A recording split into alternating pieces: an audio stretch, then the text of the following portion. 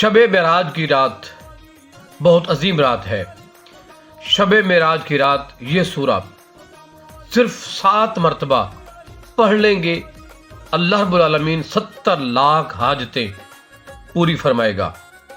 شب معراج کی رات کو آپ نے آج کی رات جو گزر رہی ہے، چل رہی ہے، فجر کی نماز تک یا ظہر کی نماز تک آپ نے اس کو صرف 7 مرتبہ پڑھنا ہے، 70 لاکھ حاجتیں پوری ہو جائیں گی۔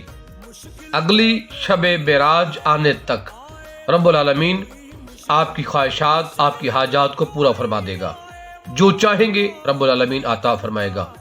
7 مرتبہ آج کی رات، شب معراج کی رات سے لے کر دن ظہر تک اس کو پڑھیں 7 مرتبہ۔ سورہ کون سی ہے؟